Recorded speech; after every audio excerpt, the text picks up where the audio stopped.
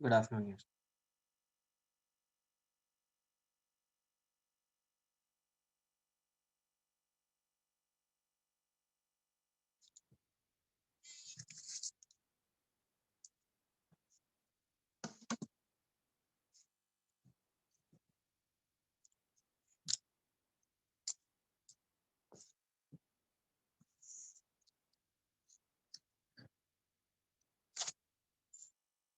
Circular motion lecture number 6 ना। Circular motion exercise 4 discuss करूंगा मैं, बट आज कुछ पढ़ा एक्सरसाइज नंबर 6।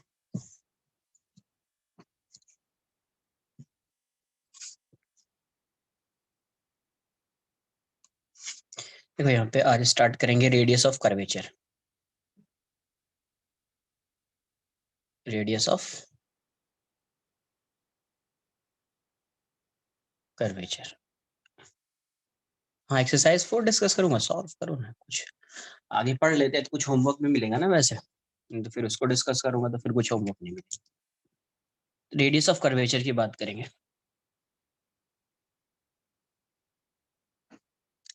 तो रेड देखो, अभी कोई भी कर्व्ड पाथ है, ऐसा कैसा भी हो सकता है कर्व्ड पाथ।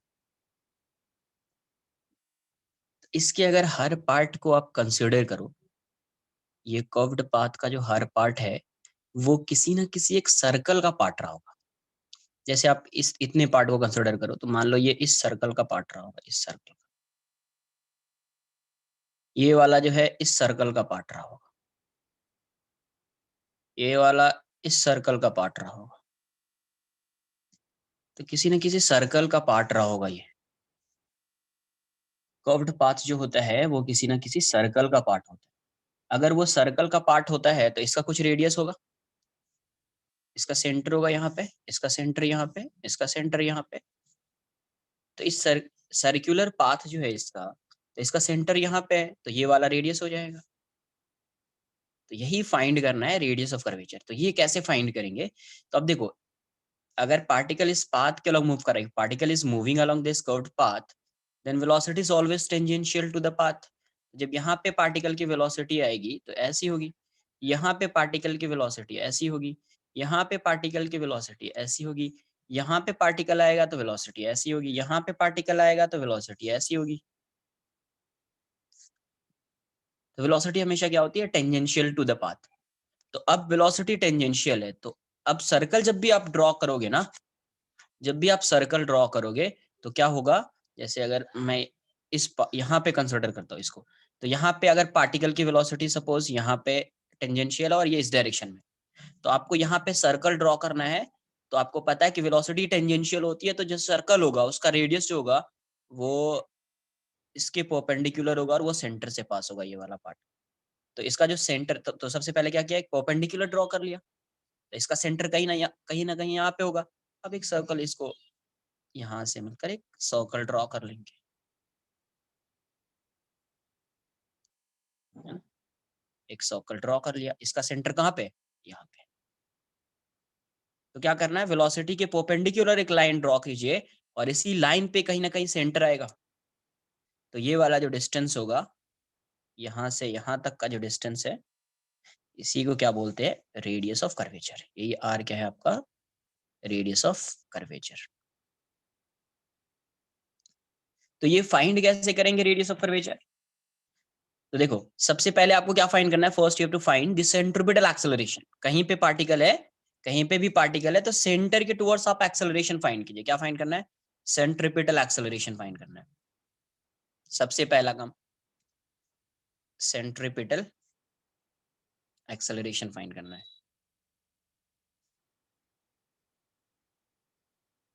नहीं नहीं, वो क्वेश्चन में गिवन होगा ना, उसके लिए टेंशन नहीं। आपको जैसे फाइंड करना है ना कि आपको कहाँ पे फाइंड करना है रेडियस ऑफ कर्वेचर, और आर की वैल्यू क्या होगी नहीं होगी, कितने टाइम पे फाइंड करना, सब क्वेश्चन में गिवन हो। क्वेश्चन करेंगे ना, एक दो इलस्ट्रेशंस करेंगे, आपको सब कुछ क्लियर होगा। बट समझ में आना चाहिए कि फाइंड कैसे करते हैं। अभी प्रोसेस जानना है, उसको प्रोसीड कैसे करेंगे। कोई क्वेश्चन आएगा तो एक दो इलस्ट्रेशंस करेंगे, समझ में आएगा आपको। जैसे अगर आपको बोला जाए कि यहाँ पे रेडियस ऑफ कर्वेचर फाइंड करना, तो यहाँ की वेलोसिटी ऐसी होगी, तो यहाँ पे एक परपेंडिकुलर ड्रॉ करेंगे तो इसका सेंटर यहाँ पे होएगा। तो आपको एक्सेलरेशन जो है इस पार्टिकल का सेंटर के टुवर्ड्स फाइंड करना है।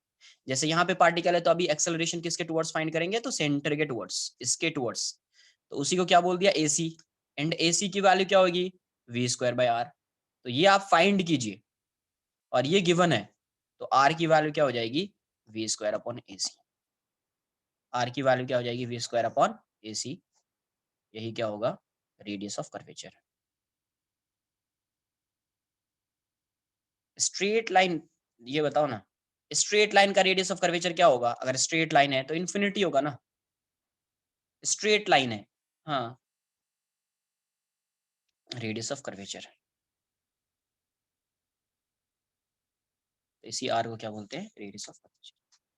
नहीं नहीं, अभी क्वेश्चन करेंगे, समझ में आएगा कि एसी की वैल्यू गिवन होगी या कैसे फाइंड करेंगे, क्लियर होगा।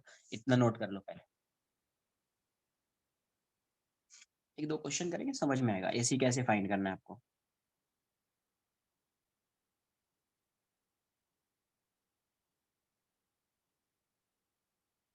हाँ, स्ट्रेट लाइन का एसी 0, स्ट्रेट लाइन का एसी 0, सेंट्रिपिटल एक्सेलरेशन 0, तो सेंट्रिपिटल फोर्स की वैल्यू भी क्या हो जाएगी, 0 हो जाएगी। सेंट्रिपिटल एक्सेलरेशन 0 हो गया तो सेंट्रिपिटल फोर्स की वैल्यू भी क्या हो जाएगी, 0 हो जाएगी।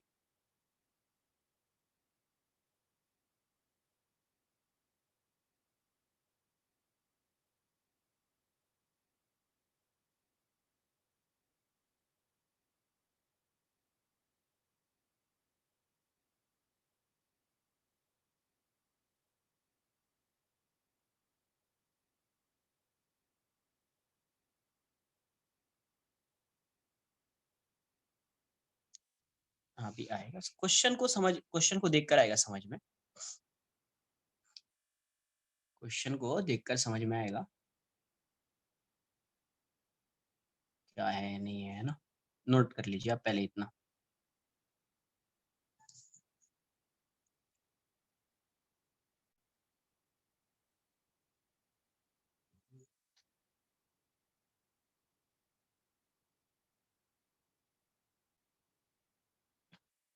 डन,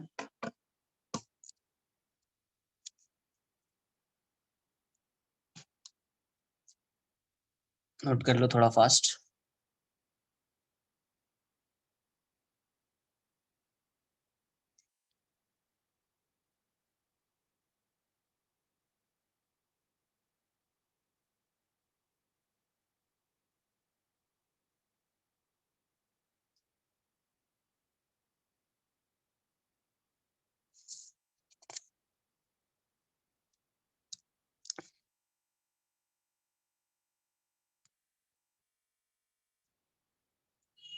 अलग चैप्टर है, रोटेशनल अलग चैप्टर।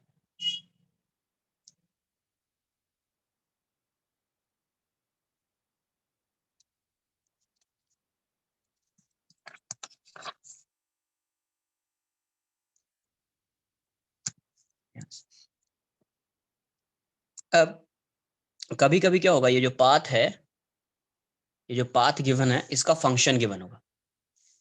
जैसे मान लीजिए y = f(x) गिवन, तो इसके रेडियस ऑफ किसी भी पॉइंट पे अगर आपको रेडियस ऑफ कर्वेचर फाइंड करना है, सपोज यहाँ पे आपको रेडियस ऑफ कर्वेचर फाइंड करना है P पॉइंट पे, और इसका कोऑर्डिनेट दिया हुआ है h के, x कोऑर्डिनेट h है और y कोऑर्डिनेट k है, तो डायरेक्ट एक फॉर्मूला आता है, अभी उससे जानेंगे, क्योंकि इसका डेरिवेशन है बट वो इंजीनियरिंग में जाके करोगे, तो अभी डेराइव करने का मतलब नहीं है वो तुम लोग के लिए। तो सिर्फ अगर क्या है, if y is a function of x, y किसका फंक्शन है, x का फंक्शन है, तो उस केस में अगर आपको फाइंड करना है रेडियस ऑफ कर्वेचर, तो r की वैल्यू ये होती है 1 + dy/dx all square is to 3/2 upon d2y/dx2। ये फर्स्ट डेरिवेटिव है, ये सेकेंड डेरिवेटिव है। आपको क्या करना है, इस पॉइंट पे फाइंड करना है, तो सबसे पहले आप इसको डिफरेंशिएट कर दीजिए dy/dx, फिर एक बार और डिफरेंशिएट कर दीजिए। अब जिस पॉइंट पे फाइंड करना है उसकी वैल्यू पुट कर दीजिए x और y की, x और y की वैल्यू पुट करेंगे आपको रेडियस ऑफ कर्वेचर आ जाएगा। x और y की वैल्यू पुट करेंगे आपको रेडियस ऑफ कर्वेचर आ जाएगा, है ना। आपको क्या आ जाएगा, रेडियस ऑफ कर्वेचर। यस, मान सकते हैं, अज्यूम कर सकते हैं। अपॉन d2y अपॉन क्या है कि कभी कभी क्या होगा, इस पाथ का फंक्शन होगा, ये इस पाथ का फंक्शन होगा।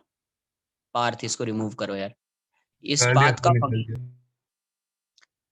इस पाथ का फंक्शन होगा, क्या गिवन होगा, y equals to f of x. y equals to f of x, एक्स का फंक्शन है। तो आपको मान लीजिए इस पॉइंट पे आपको फाइंड करना है रेडियस ऑफ कर्वेचर। इस पॉइंट पे आपको क्या फाइंड करना है, रेडियस ऑफ कर्वेचर, ये पॉइंट गिवन। तो आपको क्या करना है, ये एक फॉर्मूला होता है r equals to 1 plus d y upon d x का square raise to 3/2 upon d two y upon d x two. तो ये सेकेंड डेरिवेटिव है और ये फर्स्ट डेरिवेटिव है। ये फॉर्मूला है, इसको ऐसा नहीं है ये क्यों ऐड किया। अब ये भी कोई ये भी बोल सकता है ना कि d y by d x ही क्यों आया, d square y d two y upon d x two ही क्यों आया। इसको डेराइव कर सकते हैं, बट तुम्हारे सिलेबस में है नहीं, तो इसीलिए मैं डेराइव नहीं कर रहा हूँ। इंजीनियरिंग में है ये।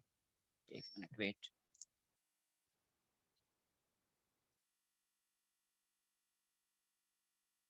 पावर क्यों कट हो गया है।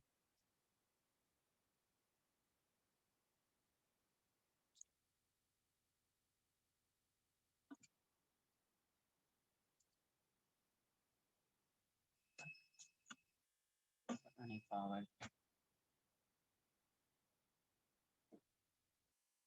एक मिनट। क्या है, y किसका फंक्शन है, x का फंक्शन है, y is a function of x। तो उस केस में रेडियस ऑफ कर्वेचर फाइंड करने का ये एक फॉर्मूला होता है, बस लर्न कर लेना है आपको, कुछ नहीं करना है। कहाँ से आया क्या आया अभी तो बता दूंगा, 2-3 पेज में डेरिवेशन होगा। हाँ कुछ भी हो सकता है, कुछ भी हो सकता है, फंक्शन कैसा भी हो सकता है ये। एक मिनट, फंक्शन कैसा भी हो सकता है, ठीक है।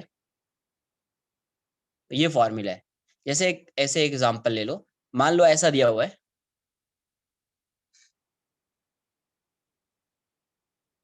कोई पाथ है उसका फंक्शन दिया हुआ है, इफ y इक्वल्स टू, मान लीजिए एक्स स्क्वायर है, y equals to x square, then ये ऐसा दिया, then find the radius of curvature at, radius of curvature at, radius of curvature at point 24। देखो यार कौन कौन है waiting. If y equals to x square then find the radius of curvature at point 24। तो 24 कोई एक function है, यहाँ पे y किसका फंक्शन है, x का फंक्शन है। तो आपको क्या फाइंड करना है, रेडियस ऑफ कर्वेचर फाइंड करना है। किस पॉइंट पे, 2 और 4 पे। किस पॉइंट पे, 2 एंड 4 पे। तो यहाँ पे आप कोई कर्व्ड पाथ तो पता है अपने को कि ये ऐसा होगा, देखो ये पता है अपने को कि ये जो कर्व्ड पाथ होगा ये ऐसा होगा, y equals to x square का ऐसा होगा, है ना। ये y है और x है। पार्टिकल इस पाथ के अलग मूव कर रहा है, पार्टिकल इसी पाथ के अलग मूव कर रहा है, बट उसकी वेलोसिटी पता नहीं है अपने को, है ना। वेलोसिटी के बारे में कुछ गिवन नहीं है, ये पाथ गिवन है, इस पाथ को फॉलो कर रहा है ये पार्टिकल। पार्टिकल ऐसा जा रहा है, ऐसा जा रहा है। तो जब ये पार्टिकल इस पॉइंट पे मान लो 2 और 4 पे आ गया, 2 और 4 पे, तो यहाँ पे क्या बताना है, इसका रेडियस, रेडियस ऑफ कर्वेचर बताना है। तो कैसे फाइंड करेंगे, तो y गिवन है एक्स स्क्वायर, तो सबसे पहले फर्स्ट डेरिवेटिव फाइंड करेंगे dy बाई डी एक्स। तो कितना हो जाएगा dx, dx square upon dx, तो ये वैल्यू हो जाएगी 2x, ये वैल्यू क्या हो जाएगी 2x। फिर से सेकेंड डेरिवेटिव फाइंड करो, d2 y upon dx square, ये वैल्यू कितनी हो जाएगी 2, dx बाई dx क्या हो जाएगा 1, तो ये कितना हो जाएगा 2। फर्स्ट डेरिवेटिव है 2x, सेकेंड डेरिवेटिव है 2, first derivative 2x, second derivative 2। तो अब कहाँ पे फाइंड करना है, 2 4 पे फाइंड करना है, तो पुट कर देंगे वैल्यू, इतना नोट कर लो पहले।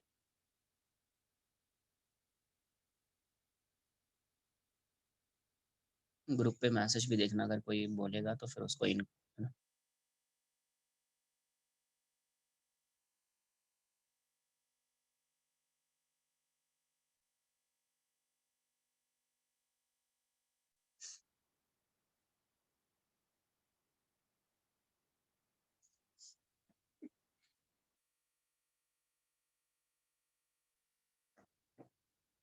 एक मिनट, देखो यहाँ पे ये पाथ कैसा है, y equals to x square, parabola होगा, ऐसा अपवर्ड पैराबोला। तो ये जब पार्टिकल यहाँ पे है ना, तब आपको बताना है कि उसका रेडियस ऑफ कर्वेचर क्या होगा। मतलब ये जो पार्ट है, ये जो पैराबोला है, इस पैराबोला का ये जो पार्ट रहा होगा, ये वाला पार्ट किसी न किसी सर्कल का एक पार्ट है ये।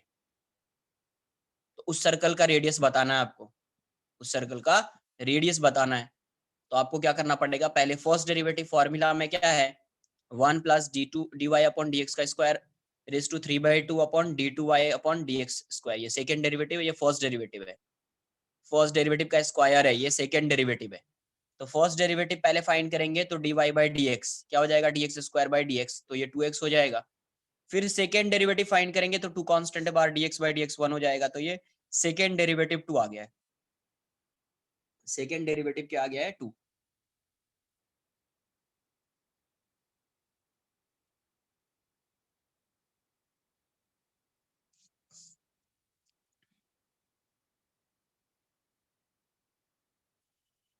नोट कर लीजिए इसको। हाँ आएगा ना, अभी क्वेश्चन भी आएगा, प्रोजेक्टाइल पे भी आएगा। पूरा प्रोजेक्टाइल देखो, पूरा प्रोजेक्टाइल जो है, पूरा प्रोजेक्टाइल किसी सर्कल का पार्ट नहीं है। जैसे अगर आप पूरा प्रोजेक्टाइल की बात करोगे, तो ये किसी सर्कल का पार्ट नहीं हुआ, इसका जो स्मॉल स्मॉल पार्ट होगा ना, वो किसी ना किसी सर्कल का पार्ट रहा होगा, ऐसा है।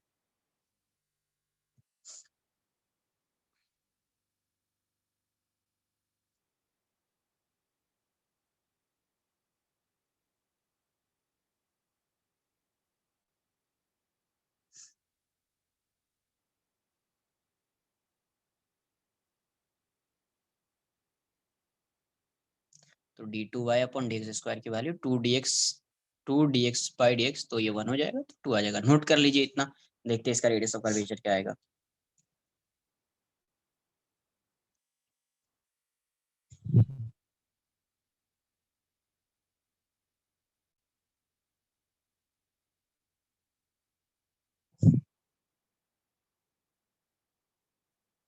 डन। अब यहां से देखिए 8 2 4, 8 2 4, x कोऑर्डिनेट 2 है, y कोऑर्डिनेट 4 है। तो यहाँ पे dy/dx ये कितना है, 2x है। तो x की वैल्यू पुट कर देता हूँ, तो 2 × 2 ये 4 आ जाएगा। और सेकेंड डेरिवेटिव तो कांस्टेंट ही है, ये तो 2 ही है, तो इसमें तो x ना y की वैल्यू पुट करनी पड़ेगी। तो रेडियस ऑफ कर्वेचर क्या हो जाएगा, रेडियस ऑफ कर्वेचर, तो r की वैल्यू की क्या आ जाएगी, तो 1 प्लस dy/dx का square raise to 3/2 upon d2y/dx square, ऐसा आ जाएगा। वैल्यू पुट कर दीजिए 1, dy/dx कितना है 4, तो 4 का स्क्वायर हो जाएगा रेज टू 3/2 अपॉन d2y/dx कितना, dx2 कितना है 2, ये जाएगा 1 प्लस 16 रेज टू 3/2, 3/2 अपॉन 2, तो वैल्यू कितनी आ जाएगी 17 रेज टू 3/2/2। यही रेडियस हो गया, यही क्या हो जाएगा, रेडियस। तो आपका आंसर यही आ जाएगा। क्वेश्चन में गिवन होगा 17 रेज टू 3/2 की वैल्यू क्या होगी।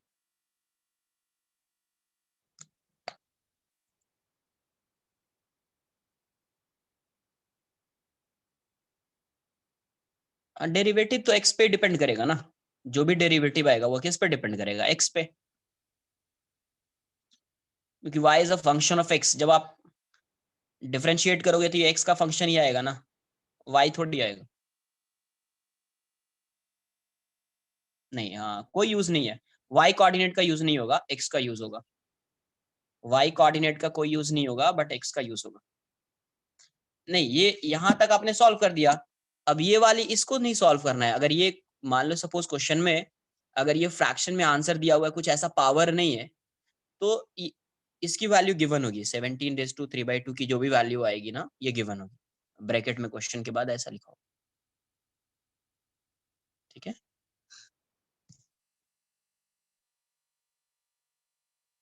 अभी बहुत क्वेश्चन आएगा, नोट तो करो एक बार पहले इसको।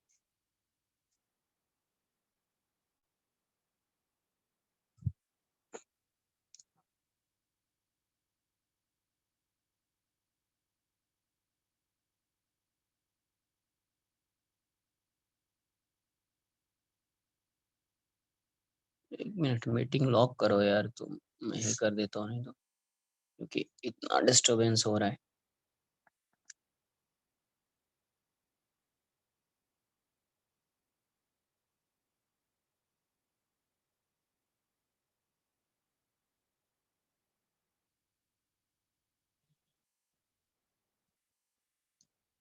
नोट कर लीजिए इसको।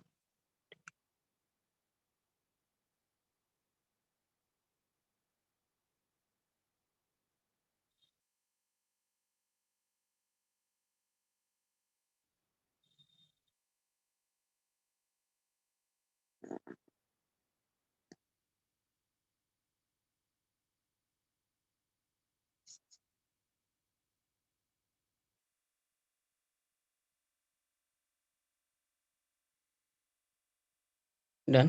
देखो यहाँ से नेक्स्ट क्वेश्चन देख लेते हैं। कैसा भी फंक्शन आ गया ऐसे ही, a particle is moving along a path, a particle is moving along a path y equals to, कोई भी फंक्शन ले लीजिए, 2x³ प्लस 3x+1, कुछ भी आप कंसिडर कर लीजिए, ठीक है। इस पाथ के अलॉन्ग मूव कर रहा है, आपको बताना है find the radius of curvature, radius of curvature eight 1 6। देखो ये जो पॉइंट होगा ना, ये जो पॉइंट होगा ना, इस इक्वेशन को सेटिस्फाई करना चाहिए। जैसे अगर आप 1 पुट करो तो ये y की वैल्यू 6 आएगी ना, वैसा ऐसा नहीं कोई ऐसा पॉइंट नहीं ले लिया जो इसको सेटिस्फाई करे ही नहीं, तो वो उस कर्व्ड पे वो पॉइंट नहीं आएगा ना, फिर उस पाथ पे वो पॉइंट ही लाई नहीं करेगा, तो रेडियस ऑफ कर्वेचर कैसे फाइंड करेंगे। तो एक्जेक्टली देखो यहाँ से होता क्या है कि जैसे आप कोई भी पाथ है, आप क्या करते हो, अगर बोला जा रहा है कि इस पॉइंट पे फाइंड करना है, तो बेसिकली आप इस वाले जो डीएल वाला पार्ट होगा, डीएल स्मॉल सा पार्ट या डीएक्स बोल दीजिए या डीवाई, जो भी पार्ट है ये स्मॉल सा पार्ट, इसको किसी ना किसी सर्कल का पार्ट अज्यूम कर रहे हैं, है ना। तो अगर पॉइंट भी बोला है कि किसी पॉइंट पे फाइंड कर रहे हैं, मतलब ये डीएल वाला पार्ट है, ये क्या है, डीएल का पार्ट है, या डीएक्स है या डीवाई है, जो भी है स्मॉल सा लेंथ है, तो इसको एक सर्कल का पार्ट अज्यूम कर रहे हैं। कितना आ रहा है, हो सकता है आंसर एक बार चेक करना पड़ेगा मुझे, कितना है।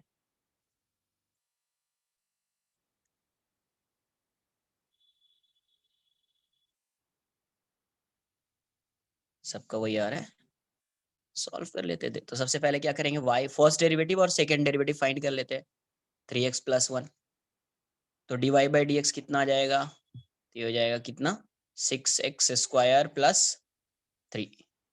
सेकेंड डेरिवेटिव कितना हो जाएगा, d2y/dx² इज 12x, ये तो 0 हो जाएगा। तो एट 1 6 क्या हो जाएगा आपका, at 1 6 dy by d x, इसकी वैल्यू कितनी हो जाएगी, तो 6 × 1² + 3, तो ये 9 हो गया। और d2y/dx² की वैल्यू कितनी हो गई, तो 12 × 1 12 आ गया। तो रेडियस ऑफ कर्वेचर क्या हो जाएगा, रेडियस ऑफ कर्वेचर r की वैल्यू हो जाएगी 1 + dy/dx² raise to 3/2 upon d2y/dx²। ये वैल्यू, ये फॉर्मूला पुट कर दो, वैल्यू 1 प्लस इसका स्क्वायर कितना हो जाएगा, 81 रेज टू 3/2 अपॉन ये हो जाएगा 12, तो answer 82 raise to 3/2 upon 12। Question में 82 रेज टू 3/2 की वैल्यू गिवन होगी, 82 रेज टू 3/2 की वैल्यू गिवन होगी।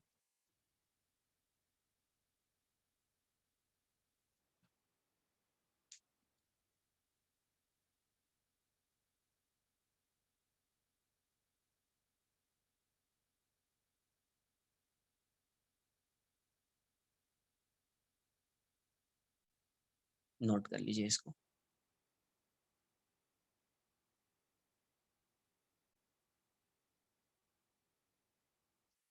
रेडियस एज अ फंक्शन नहीं, वो तो ज्यादा वो हो जाएगा ना, जब तक क्वेश्चन में गिवन ही नहीं है।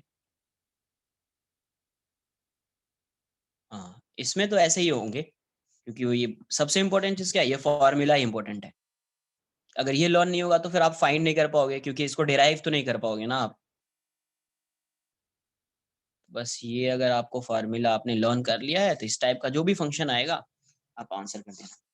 इसमें तो ऐसा ही आएगा, रेडियस ऑफ कर्वेचर फाइंड करने, कोई यूज नहीं होगा।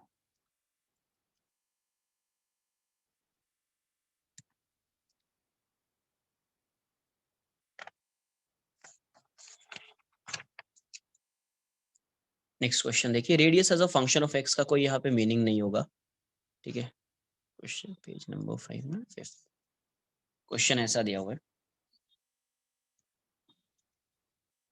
A particle is projected, a particle is projected, कहाँ पे था, a particle is projected with a speed with a speed u at an angle theta with horizontal.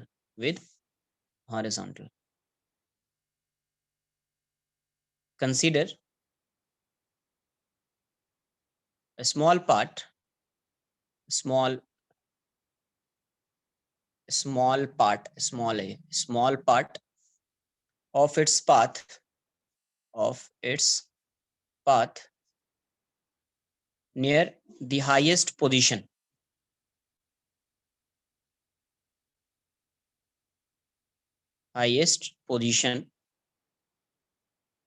and take take it approximately to be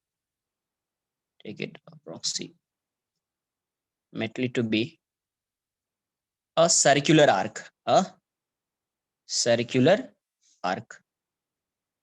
What is the radius of curvature of this circle? What is the radius of curvature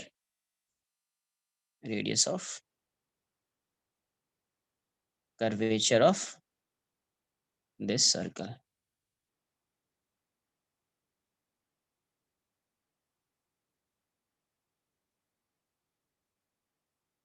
एक minute रुको।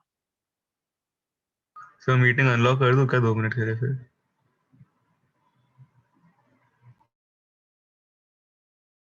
Sir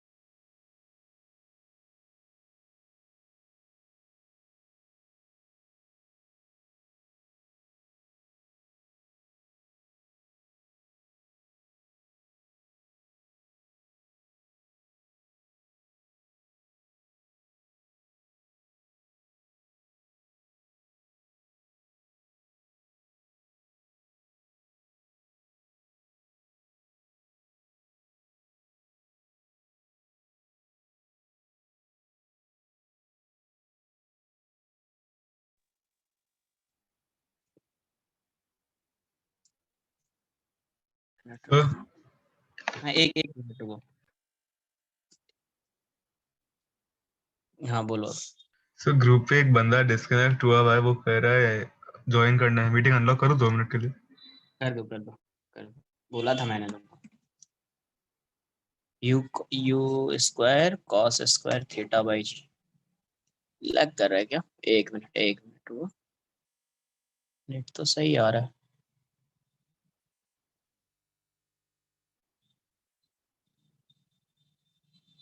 पता नहीं, net तो सही आ रहा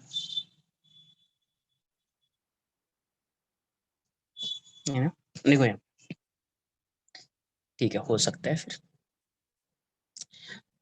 A particle is projected with a speed u at an angle theta with horizontal. Consider a small part. देखो ये ऐसा है, पार्टिकल ऐसा, इसका सारी प्रोजेक्टाइल मोशन ऐसा होगा, u से कितने एंगल पे, थीटा एंगल पे यार।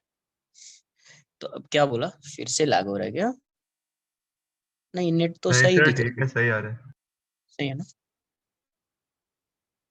अरे इन लोगों को कैसे हो रहा है फिर।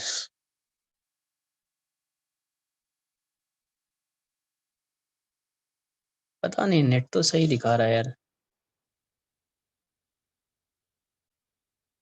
हाँ वेट वेट, अगर इतने लोगों का हो रहा है तो हो रहा होगा ना फिर, बट नेट तो सही आ रहा है इधर।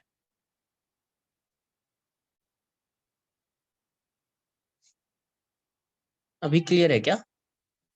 ये तो फिर मैं लीव करके ये करूँगा। सर एक बार रिजॉइन करके देख लो। हाँ वही, क्योंकि अभी नेट सही चल रहा है बट लोगों का आ रहा है, इसका मतलब क्या यार। एक मिनट फिर से मैं एक बार क्या करता हूँ, लीव करके मैं फिर से ज्वाइन करता हूँ, हो सकता है।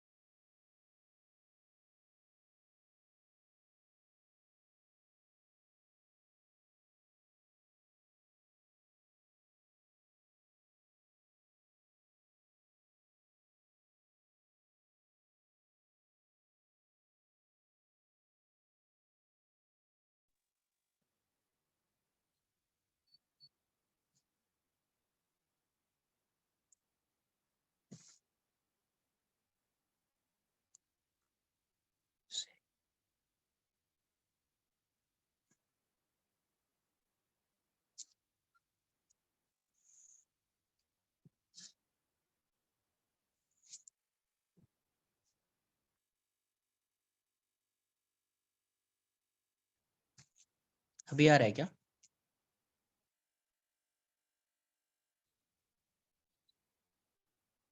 ठीक है।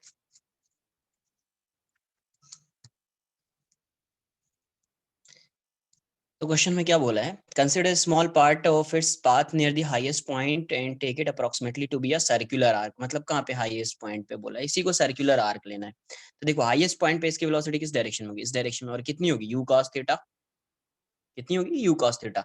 अब देखो, या इस पार्ट को आप सर्कल मानोगे तो ये वेलोसिटी तो हमेशा टेंजेंशियल होगी पाथ के, तो यहाँ से एक परपेंडिकुलर ड्रॉ कर लीजिए। परपेंडिकुलर ड्रॉ कर लिया, तो परपेंडिकुलर ड्रॉ करेंगे तो सेंटर कहीं इसी साइड आएगा इसका, तो ये सर्कल होगा, ये वाला सर्कल बनेगा। कैसा भी सर्कल हो सकता है, मैं ऐसा ड्रॉ कर लेता हूँ, इसका सेंटर यहाँ पे। तो अब ये बताओ, यहाँ पे जो पार्टिकल है, इस सेंटर के टुवर्ड्स इसका एक्सेलरेशन इस डायरेक्शन में कितना है, एसी की वैल्यू इस डायरेक्शन में कितनी है, जी होगी ना, क्योंकि पार्टिकल यहाँ पे है, तो ये एसी जो है ये वर्टिकली डाउनवर्ड्स है, तो एसी की वैल्यू यहाँ पे क्या हो जाएगी जी, एसी फोर्स आएगा एम जी, एक्सेलरेशन जी डाउनवर्ड डायरेक्शन में, तो एसी क्या आ जाएगा, एसी क्या हो जाएगा, we square by are equals to जी, तो वी स्क्वायर कितना है, U square cos square theta by are equals to जी। तो यहाँ से रेडियस ऑफ कर्वेचर क्या हो गया, R equals to U square cos square theta by G. यही हो गया आंसर, ये क्या है इसका, रेडियस ऑफ कर्वेचर है, ये रेडियस ऑफ कर्वेचर।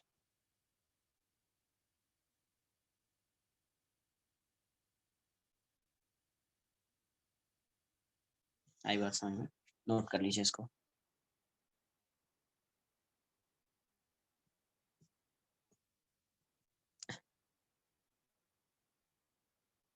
नहीं, रेंज था वो, रेडियस ऑफ कर्वेचर का फॉर्मूला नहीं बताया था, रेडियस ऑफ कर्वेचर के बारे में कोई डिस्कशन भी नहीं हुआ था।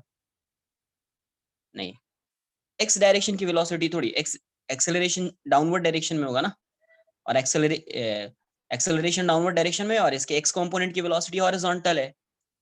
एक मिनट, अब क्या करो, आपको कहाँ पे फाइंड करना है, यहाँ पे, हाँ कांस्टेंट रहेगी, आपको यहाँ पे फाइंड करना है, आपको क्या करना है, तो यहाँ पे वेलोसिटी किस डायरेक्शन में, तो आप यहाँ पे एक नॉर्मल ड्रॉ कर लीजिए।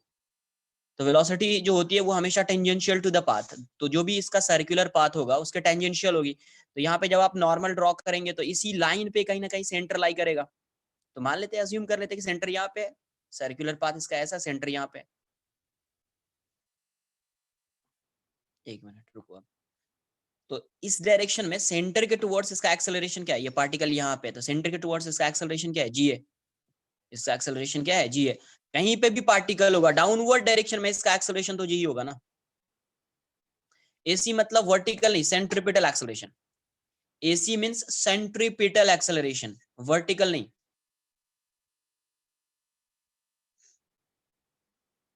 Centripetal acceleration. तो यहाँ पे डाउनवर्ड एक्सेलरेशन तो हमेशा पार्टिकल का डाउनवर्ड डायरेक्शन में ही होगा। हाँ, इस केस में तो बोल सकते हैं ना, यहाँ पे तो आएगा ना, यहाँ पे तो वर्टिकल ही है, यहाँ पे तो वर्टिकल ही है। तो क्या होगा, यहाँ पे जो एक्सेलरेशन इसका डाउनवर्ड डायरेक्शन में, और वो किसके टुवर्ड्स आ रहा है, सेंटर के टुवर्ड्स, ये जी। तो एसी की वैल्यू यहाँ पे क्या हो जाएगी, जी हो जाएगी। एसी की वैल्यू क्या हो जाएगी, जी हो जाएगी। तो we square by are equals to जी, तो u square cos square theta by r. Formula use करो वही आएगा, यूज कर लो फॉर्मूला, वही आंसर आएगा। पता नहीं, इक्वेशन ऑफ ट्रेजेक्टरी लिख लो, डिफरेंशिएट कर दो 2 बार, फॉर्मूला पुट कर दो, यही आंसर आएगा, u square cos square theta by g. U square cos square theta by, हाँ वही है, उसमें कैलकुलेशन ज्यादा चाहिए ना। कब यूज करना वो मेथड, वो मेथड कब यूज करेंगे, जब y is a function of x, ये क्वेश्चन में ही गिवन है, ये क्वेश्चन में ही गिवन है। यहाँ इजीली आप फाइंड कर सकते हैं ना सेंट्रीपिटल एक्सेलरेशन, यस, यहाँ पे तो आप इजीली फाइंड कर सकते हैं ना सेंट्रीपिटल एक्सेलरेशन, तो आप ये यूज करेंगे, ये वाला।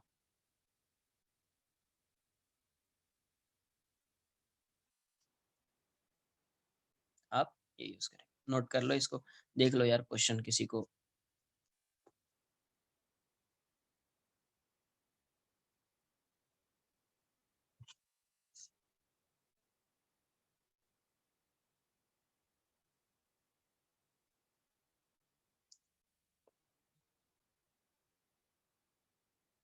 नोट कर लिया इसको,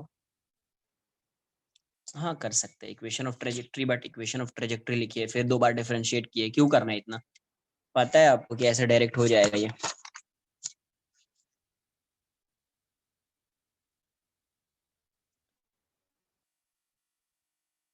रिपीट प्रीवियस प्रॉब्लम,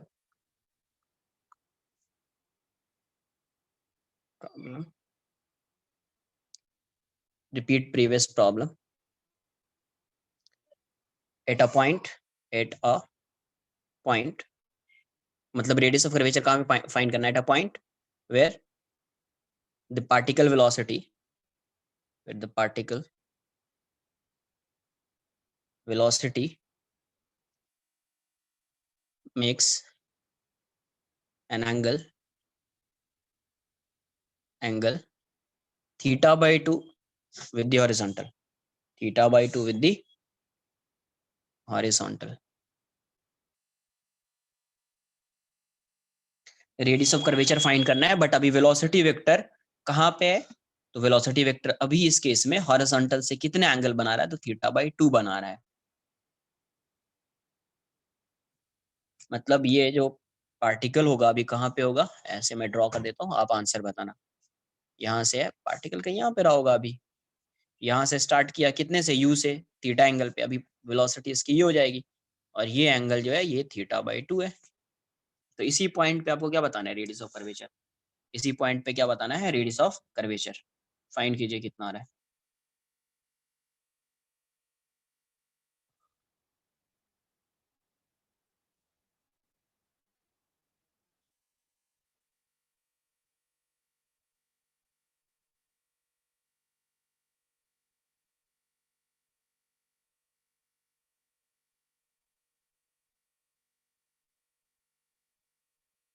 नहीं, u square cos square theta by जी तो नहीं है इस पॉइंट पे, ये हाईएस्ट पॉइंट नहीं है ना।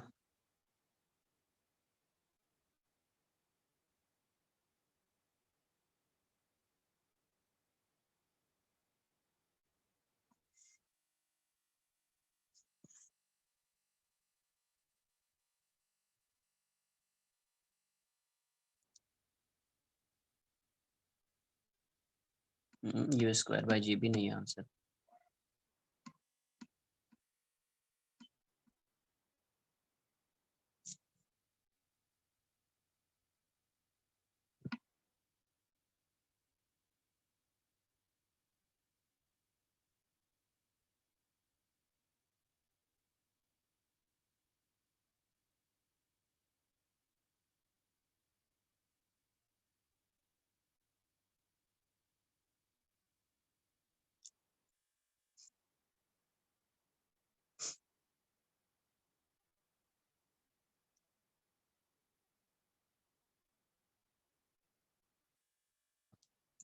देखो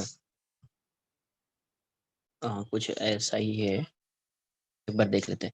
ये वेलोसिटी ऐसी है तो इसका जो परपेंडिकुलर होगा ये ऐसा होगा, इस वेलोसिटी पे परपेंडिकुलर ऐसा, मतलब ये परपेंडिकुलर मतलब इसका सेंटर कहीं यहाँ पे लाई करेगा। तो अब सर्कल बनाओगे तो कुछ ऐसा सर्कल बनेगा।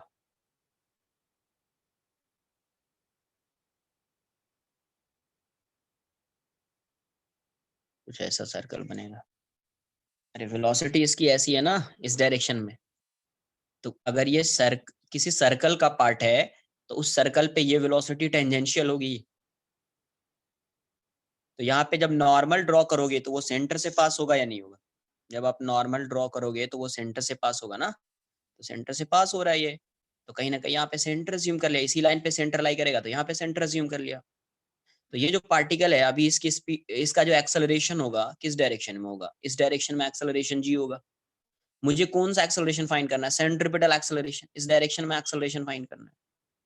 तो ये थीटा बाई 2 है और ये 90 डिग्री पे है, तो ये 90 माइनस थीटा बाई 2 है, 90 माइनस, और ये वैल्यू 90 माइनस थीटा बाई, ये हॉरिजॉन्टल लाइन है, ये वर्टिकल है, ये 90 माइनस थीटा बाई 2 है, तो ये थीटा बाई 2 हो जाएगा।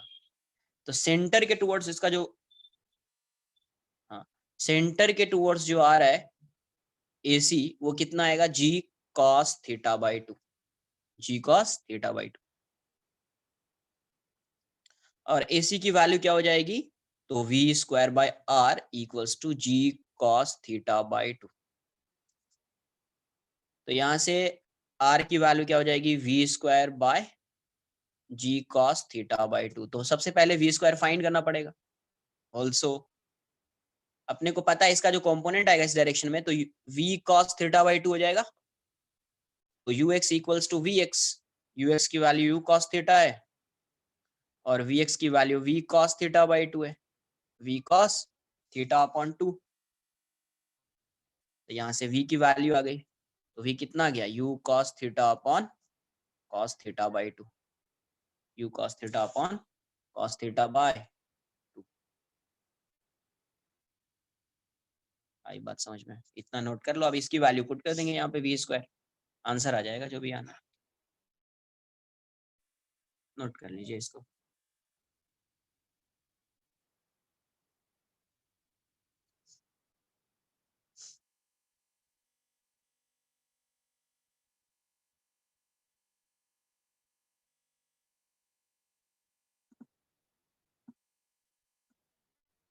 क्या यूपी क्या लिखा एक बार, ओके। ये यहाँ तक समझा सी।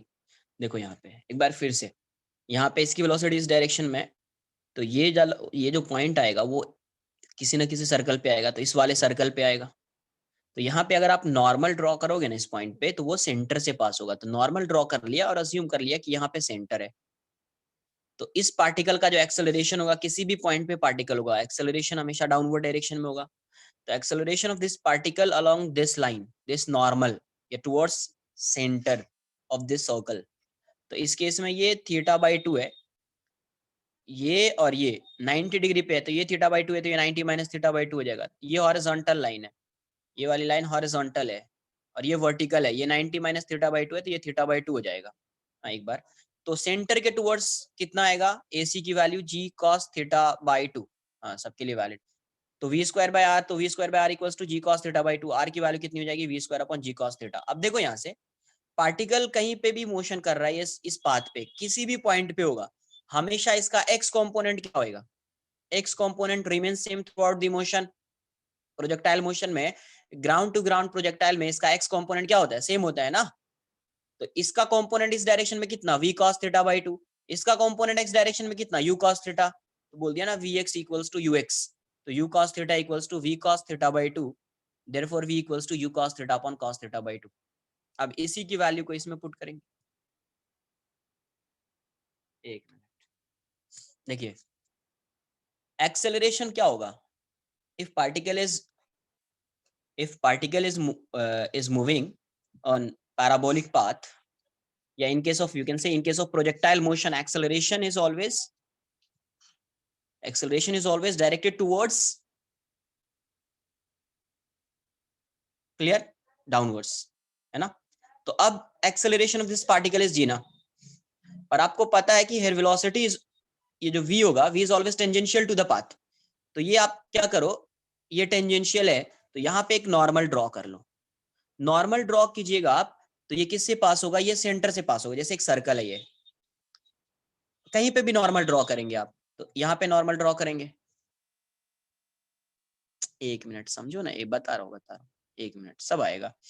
तो सेंटर से पास होगा, तो मैं मान लेता हूँ सेंटर ये है, तो इसका एक्सेलरेशन डाउनवर्ड डायरेक्शन में, और ये एंगल आ रहा था थीटा बाई 2, तो इसका एक कंपोनेंट इस साइड सेंटर के टुवर्ड्स, तो जी है, ये थीटा बाई 2 है, तो सेंटर के टुवर्ड्स इसका एक्सेलरेशन कितना हो जाएगा, G cos theta by 2, G cos theta by 2। तो AC की वैल्यू क्या हो जाएगी, v स्क्वायर, ये वेलोसिटी तो इसकी v है, तो v square by r equals to g cos theta by 2। तो r की वैल्यू क्या हो जाएगी, r equals to v square upon g cos theta by 2। अब ये v तो फाइंड करना पड़ेगा ना अपने को, v तो टेंजेंशियल है, और यही वैल्यू मैंने यहाँ पे पुट किया ना, वही वैल्यू पुट किया v स्क्वायर, है ना, but we don't know the value of v। तो फर्स्ट क्या फाइंड करना पड़ेगा, first you have to find the value of v। तो v कहां से आएगा, तो एक और कॉन्सेप्ट लगाएंगे ना, ये थीटा है, ये थीटा बाई 2 गिवन है, तो x कंपोनेंट तो हमेशा इक्वल ही होता है ना, ग्राउंड टू ग्राउंड प्रोजेक्टाइल में x कंपोनेंट क्या होता है, इक्वल होता है। तो जब आप इसके x कंपोनेंट को और इसके x कंपोनेंट को इक्वल करेंगे, तो यहां से इस v की वैल्यू आएगी, तो इस v की वैल्यू फाइंड किया यहां से, तो ये v की वैल्यू u गिवन है, थीटा गिवन है, थीटा बाई 2 गिवन है, तो ये वैल्यू तो नोन है ना, तो ये v जो अननोन था वो भी फाइंड कर लिया आपने। तो अब इस v की वैल्यू को इसमें पुट करेंगे, तो रेडियस ऑफ कर्वेचर आ जाएगा। तुमको क्या फाइंड करना है ये बताओ, मुझे फाइंड क्या करना है, मुझे फाइंड v की वैल्यू फाइंड करनी है। तो v की वैल्यू किस कंपोनेंट से आएगा, x कंपोनेंट हमेशा इक्वल है ना, इसका x कंपोनेंट और इसका x कंपोनेंट इक्वल है, तो ज्यादा बेटर है कि इसके x कंपोनेंट को इक्वेट कर देंगे ना, y कंपोनेंट इक्वल थोड़ी होता है। प्रोजेक्टाइल मोशन में पढ़ा ना, y कंपोनेंट तो चेंज होता रहता है ना, क्योंकि ये रिटार्ड कर रहा है इस डायरेक्शन में, तभी तो यहाँ से यहाँ पे आते आते y कंपोनेंट 0 हो जा रहा है। अपने को ये हाइट पता नहीं है ना, यहाँ से यहाँ तक की हाइट कितनी है y डायरेक्शन में, तब यूज कर सकते थे, बट क्यों यूज करना है, x कंपोनेंट को इक्वल कर दिया। अरे x इक्वल, अरे v इक्वल्स टू u कहाँ लिखा मैंने, भूल, ये सब प्रोजेक्टाइल भूल गए क्या तुम लोग। देखो एक मिनट, पहले एक बार रेडियस ऑफ कर्वेचर लिख देता हूँ, फिर मैं बताता हूँ इसको। तो v की वैल्यू कितनी हो जाएगी, u cos theta equals to cos theta, एक बार बताता हूँ फिर से, देखो पहले इसको एक बार रेडियस ऑफ कर्वेचर देख लेते क्या आएगा, g cos थीटा बाई 2, तो ये वैल्यू कितनी हो जाएगी, radius of curvature r equals to u square cos square theta upon g cos cube theta by 2, है ना, ये आंसर आ जाएगा आपका, पेज नंबर 7। अब ऐसे देखो ना, प्रोजेक्टाइल पढ़ा ना, प्रोजेक्टाइल मोशन ऐसा होता था, क्या कर रहे हो आप, किसी पार्टिकल को u से प्रोजेक्ट कर रहे हो, थीटा एंगल है, तो ये क्या आ जाएगा, u cos थीटा, और ये हो जाएगा u sin थीटा। तो किसी भी पॉइंट पे अगर इसकी वेलोसिटी कुछ भी है, v है, तो भी ये u cos थीटा ही होगा ना, और ये वाली वैल्यू चेंज होती जाएगी vy, जब हाईएस्ट पॉइंट पे आएगा तो भी u cos थीटा, जब ये यहाँ पे आएगा v डैश, तो इसका कंपोनेंट इस डायरेक्शन में आएगा u cos theta. y component सिर्फ चेंज होगा क्योंकि y डायरेक्शन में ये एक्सेलरेशन है, जब यहाँ पे आएगा तो ये u cos थीटा और ये u sin थीटा, है ना। तो हमेशा x कंपोनेंट क्या होता है, इक्वल होता है, तो इसीलिए x कंपोनेंट को मैंने इक्वेट कर दिया। यहाँ पे थीटा बाई 2 था तो x कंपोनेंट इसका क्या हो जाएगा, v cos theta by 2, v cos theta by 2 equals to u cos theta, equate कर दिया तो आंसर आ जाएगा। तो ऐसे अपन क्या फाइंड करेंगे, रेडियस ऑफ कर्वेचर, ठीक है। नेक्स्ट देखेंगे सिंपल पेंडुलम, सिंपल पेंडुलम। इसको डिटेल में जो है ना, इसको डिटेल में पढ़ेंगे सिंपल हार्मोनिक मोशन SHM में, बट यहाँ पे कैसे इक्वेशन यूज करेंगे वो समझ लेते हैं। सिंपल पेंडुलम, देखो सिंपल पेंडुलम का जो मोशन होगा ना, यहाँ पे ये एक स्ट्रिंग है और यहाँ पे एक बॉब है जिसका मास m है, और ये स्ट्रिंग अभी कैसी है, मासलेस स्ट्रिंग है, मासलेस स्ट्रिंग। तो बेसिकली इसका जो मोशन होता है ना, वो वर्टिकल सर्कुलर मोशन होता है। कैसा मोशन होता है, वर्टिकल सर्कुलर मोशन होता है। अगर ये हॉरिजॉन्टल सर्कुलर मोशन करेगा तो इस सिंपल पेंडुलम को बोलते हैं कोनिकल पेंडुलम। उसका एक स्पेशल नोमेनक्लेचर होता है कोनिकल पेंडुलम, उसको मैं डिस्कस करूंगा इसके बाद। बट यहाँ पे सपोज ये वर्टिकल मोशन कर रहा है, ऐसा ये ऐसा ऑसिलेट कर रहा होगा, है ना, ऑसिलेट कर रहा होगा ऐसा। तो इसका जो ये सर्कुलर मोशन है कैसा है, वर्टिकल सर्कुलर मोशन। तो अब देखते हैं कि कभी टेंशन फाइंड करना होगा इसमें, कि टेंशन कैसे फाइंड करना है। नोट कर लो इतना पहले, फिर बताता हूँ मैं। ये क्या हो रहा है, वर्टिकल सर्कुलर मोशन है ये, है ना। ये बॉब है, इसका मास m है और ये स्ट्रिंग है, मासलेस स्ट्रिंग है। तो ये पार्टिकल क्या करेगा, ऑसिलेट करेगा, ये ऐसा जाएगा, वापस ऐसा आएगा, फिर ऐसा जाएगा, फिर ऐसा जाएगा। फाइनल आंसर ये है, इसका फाइनल आंसर ये है। वो सब अभी नहीं करेंगे, अभी अपन ने वर्क पावर एनर्जी नहीं पढ़ा है ना, तो वो सब अभी नहीं आएगा कि कितना थीटा होगा क्या होगा, वो सब नहीं जानेंगे। सिर्फ इक्वेशन कैसे यूज होगा, सेंट्रिपिटल फोर्स वाला इक्वेशन कैसे यूज करेंगे, सिर्फ उसको देखना है अभी बस।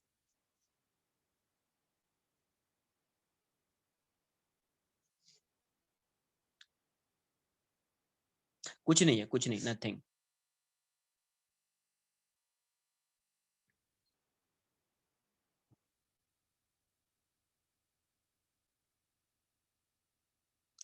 जो फॉर्मूला लर्न करने का होता है वो एक बॉक्स बनता है और बॉक्स के बाद एक स्टार लगा देता हूँ कि इसको लर्न कर लेना है, ठीक है। बाकी कोई भी फॉर्मूला, हाँ इसके बाद आएगा, इसके बाद वो चैप्टर है।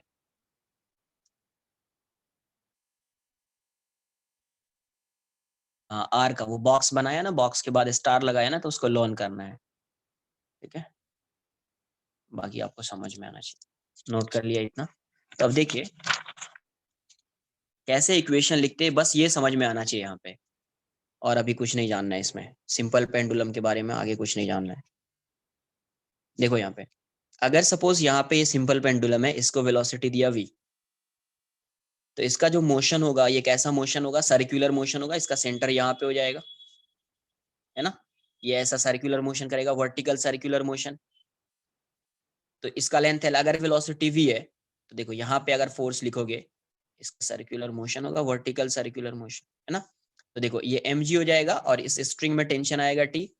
तो इस केस में आप फोर्स कैसे लिखोगे, इस केस में फोर्स आप कैसे लिखोगे, तो देखो अगर ये सर्कुलर मोशन है तो इसका सेंटर यहाँ पे है, तो एक सेंट्रिपिटल फोर्स आएगा। तो FC नेट सेंट्रिपिटल फोर्स क्या होता है, मास इनटू एक्सेलरेशन। और FC की वैल्यू क्या होगी, ये सेंटर के टुवर्ड्स लग रहा है और ये सेंटर से अवे लग रहा है, तो T minus mg equals to mv square by l।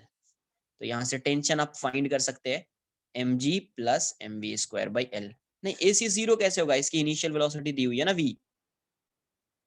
अरे AC क्या होता है, v स्क्वायर बाई r, तो r इसका l है, r क्या है इसका l। अगर v जीरो होगा तब तो जीरो होगा ना यार एक्सेलरेशन, सेंट्रिपिटल एक्सेलरेशन क्या होता है, v स्क्वायर बाई r या ओमेगा स्क्वायर r। तो इसकी यहाँ पे वेलोसिटी है, वेलोसिटी अज्यूम कर लिया v। तो सेंटर के टुवर्ड्स नेट फोर्स कितना होएगा, तो एक टेंशन लग रहा है सेंटर के टुवर्ड्स, और ये टेंशन, ये जो mg है वो क्या लग रहा है, अवे लग रहा है, अवे फ्रॉम द सेंटर, तो सेंटर से अवे लग रहा है, तो यहाँ पे क्या लिखोगे, अरे सर्कुलर मोशन ये ऐसा है ना, वर्टिकल, यही हॉरिजॉन्टल प्लेन में मैं शो करके दिखाता हूँ, देखो यहाँ से ये ऐसा है, ये फिक्स्ड है, और ये वाला पार्ट है, इसको तुम कुछ क्या कर रहे हो, वेलोसिटी दे रहे हो, तो ये ऐसा जाएगा ना, ये ऐसा सर्कुलर मोशन करेगा, ऐसा, तो ये वाला पॉइंट तो यहीं पे रहेगा ना, फिक्स्ड है, तो ये सेंटर हो जाएगा ना यार इसका, और ये रेडियस हो जाएगा, तो उस केस में टेंशन को ऐसे लिखेंगे। अब मान लीजिए इसको थोड़ा सा डिस्प्लेस कर दिया थीटा एंगल से, कितने एंगल से, थीटा एंगल से, जब ये यहाँ पे आया तो इसकी वेलोसिटी मान लेते हैं, ये वेलोसिटी v नॉट है, वेलोसिटी क्या है, v नॉट है, तो इक्वेशन कैसे लिखेंगे यहाँ पे एक बार ये बताओ तो, ये ऐसा पाथ में जा रहा है, ऐसा है, पहले यहाँ पे था, अभी ऐसा जा रहा है, ये थीटा एंगल पे, तो अभी यहाँ पे इक्वेशन क्या लिखेंगे, सिर्फ ये बता दीजिए, यहाँ पे इक्वेशन क्या आएगा, अभी इक्वेशन ही जानना है बस, v cos theta equals to v not, v cos theta, equation force का इक्वेशन लिखो ना, centripetal acceleration, t minus m g cos theta equals to M we square by r, सही लिखा है, तो देखो यहाँ से, यहाँ पे एम जी इस साइड आएगा, टेंशन इस साइड आएगा, एम जी इस साइड है, टेंशन इस साइड है, तो इस यहाँ पे किस फोर्स को रिजॉल्व करेंगे, एम जी को या टेंशन को,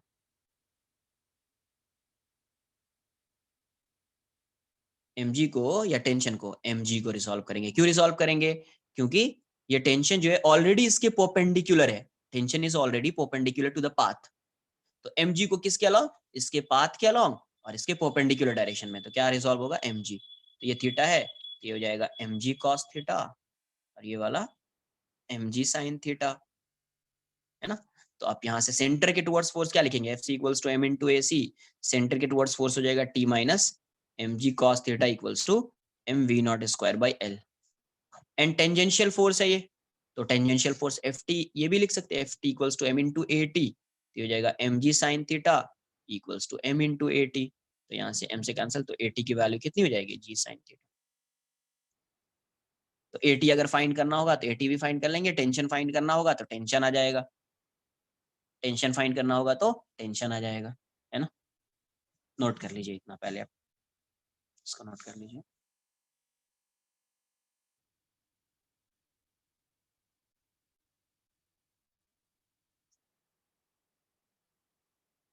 सर वो सेकंड इक्वेशन कैसे आई? ये वाली, हाँ जी सर। एक मिनट, देखो यहाँ से ये पाथ के, देखो mg को अगर रिजॉल्व करोगे तो एक ये वाला फोर्स कंपोनेंट आएगा, दूसरा कंपोनेंट ये आएगा, ये जो कंपोनेंट है mg sin थीटा, ये टेंजेंशियल टू द पाथ है ना यार, ये फोर्स, तो इस फोर्स को क्या बोलेंगे, टेंजेंशियल फोर्स, तो ft की वैल्यू क्या हो जाती है, टेंजेंशियल फोर्स क्या होता है, mass into acceleration, at tangential got it acceleration, sir, got it, thank you. इसको नोट कर लीजिए,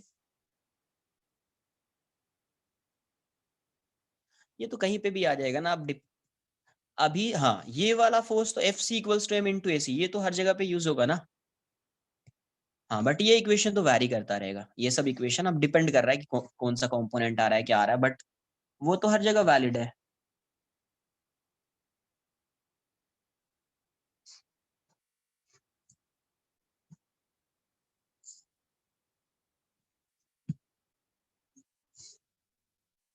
नोट कर लीजिए आप इसको,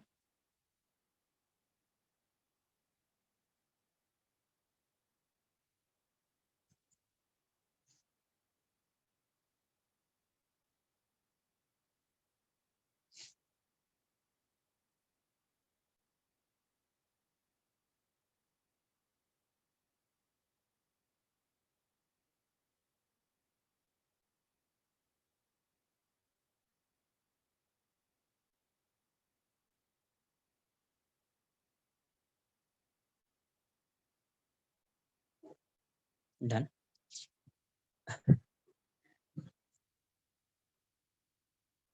नोट कर लीजिए,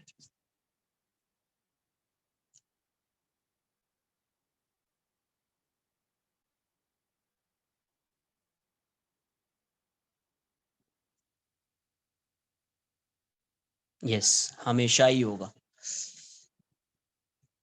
क्योंकि सिंपल पेंडुलम क्या है, वर्टिकल मोशन कर रहा है, तो इसकी वेलोसिटी कांस्टेंट नहीं होगी, है ना, इसकी वेलोसिटी कांस्टेंट नहीं होगी, क्योंकि इसकी पोटेंशियल एनर्जी इंक्रीज होगी तो काइनेटिक एनर्जी डिक्रीज होगी।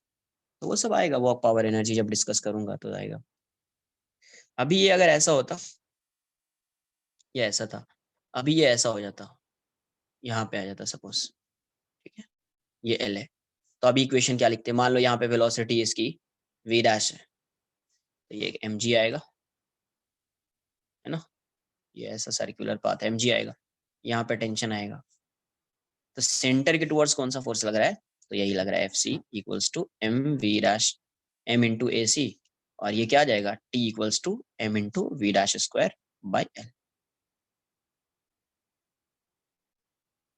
और ये वर्टिकल मोशन है, सर्कुलर मोशन, तो ये टेंजेंशियल फोर्स हो जाएगा, है ना, वर्टिकल सर्कुलर मोशन है तो ये वाला फोर्स क्या हो जाएगा, टेंजेंशियल फोर्स हो जाएगा। हॉरिजॉन्टल होता तो नहीं होता, तब ये अपवर्ड डाउनवर्ड लगता।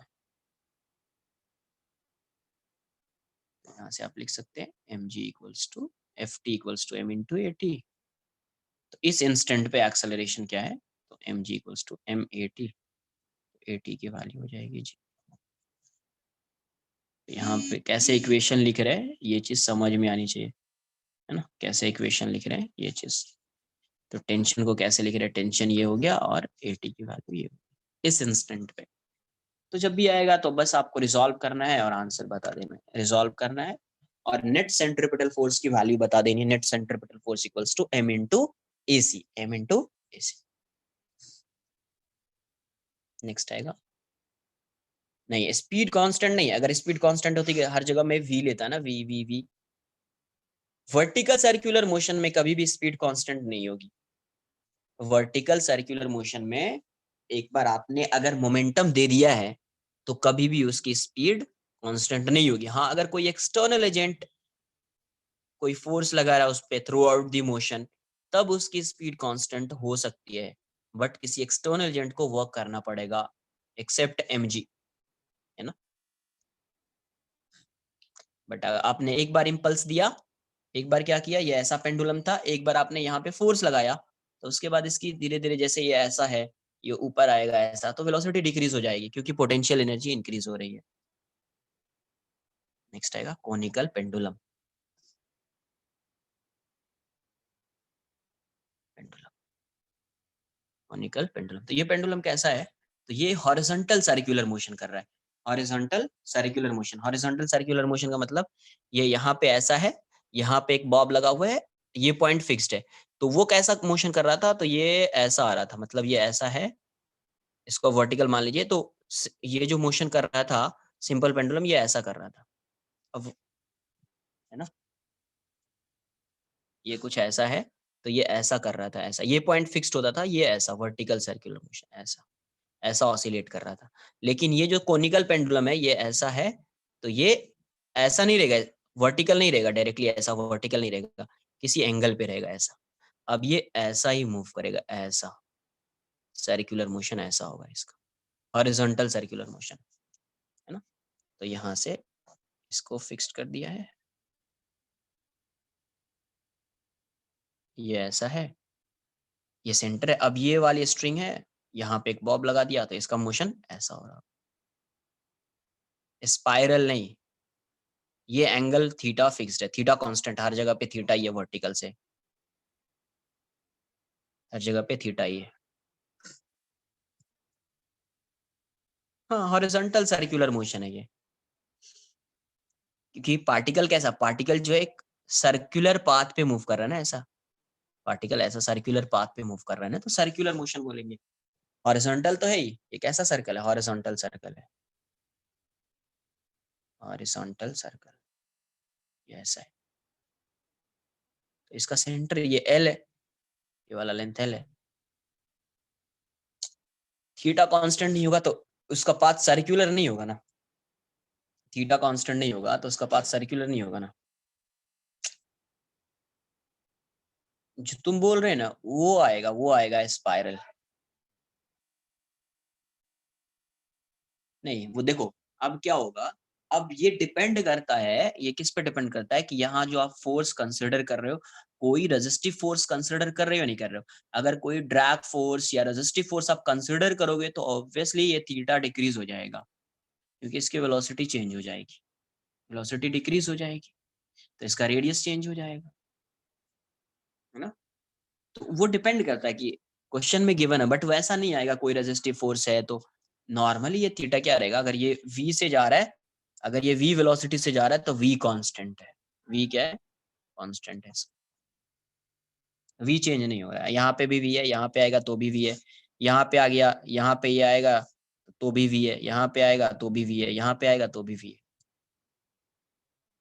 अरे ऐसा क्वेश्चन तो किया है ना उस दिन, एक्सरसाइज 2 क्वेश्चन फर्स्ट, ऐसा ही था ना, यहाँ पे आया था, यहाँ से इसको ब्रेक हो गया तो इस डायरेक्शन में गया, कुछ ऐसा था ना। हाँ, तो ऐसा हॉरिजॉन्टल सर्कल है, कैसे है हॉरिजॉन्टल, इसकी वेलोसिटी क्या रहेगी, कांस्टेंट रहेगी, तो इसकी वेलोसिटी को कांस्टेंट रखने के लिए थीटा को कांस्टेंट रखना पड़ेगा, थीटा क्या होगा, कांस्टेंट रहेगा, ठीक है। तो अब यहाँ से एक mg आएगा, डाउनवर्ड डायरेक्शन में आएगा mg, इस प्लेन के परपेंडिकुलर आएगा, टेंशन आएगा t। अब यहाँ पे बताओ mg को रिजॉल्व करूं या टेंशन को, यहाँ पे mg को रिजॉल्व करूं या टेंशन, अरे पावर आ रहा है, एक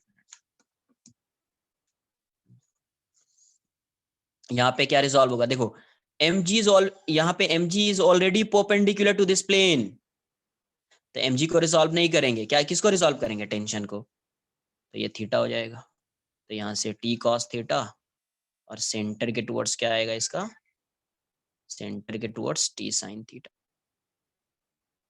अब इक्वेशन लिख देंगे अपन, तो वर्टिकल डायरेक्शन में तो इसका कोई मोशन नहीं है, कोई मोशन नहीं है, नेट फोर्स 0 हो जाएगा, सेंटर के टुवर्ड्स ये फोर्स लग रहा है, तो ये किसके इक्वल हो जाएगा, m इंटू ए सी, m इंटू ए सी, इतना नोट कर लो, फिर इक्वेशन लिखते हैं ना।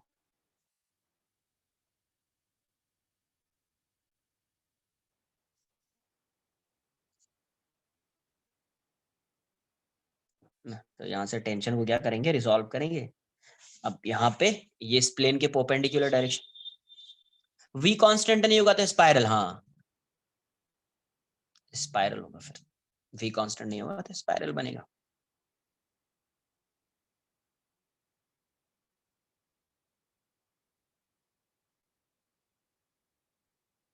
तो अब ये बताओ, ये जो l है, तो ये वाला जो रेडियस है इसका r की वैल्यू कितनी होगी, ये l है, ये थीटा है, तो r equals to l sine theta, radius क्या हो जाएगा, l साइन थीटा। तो इस डायरेक्शन में ये मोशन नहीं कर रहा, वर्टिकल डायरेक्शन में, हॉरिजॉन्टल डायरेक्शन में मोशन है, तो इस डायरेक्शन में t cos theta equals to mg हो जाएगा, और इस डायरेक्शन में t sin theta equals to m into A C, m into A C.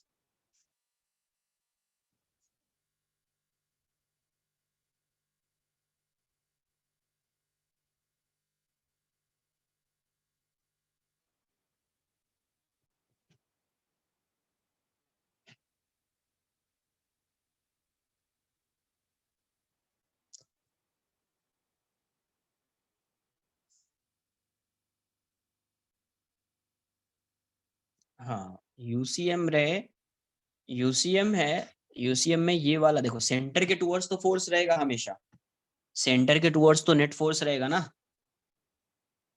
ये एल है, ये एल है, ये थीटा है, तो ये इसका रेडियस नहीं होगा इस सर्कल का, तो इस सर्कल का ये रेडियस रेडियस होगा, तो ये एल, ये थीटा, ये 90 डिग्री है, तो ये वाली वैल्यू क्या हो जाएगी, एल साइन थीटा ना।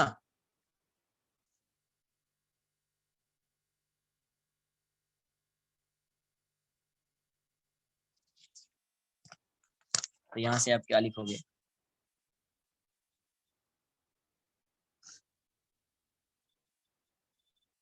तो यहाँ से क्या आएगा, T sine theta equals to, यही सेंट्रीपिटल फोर्स है,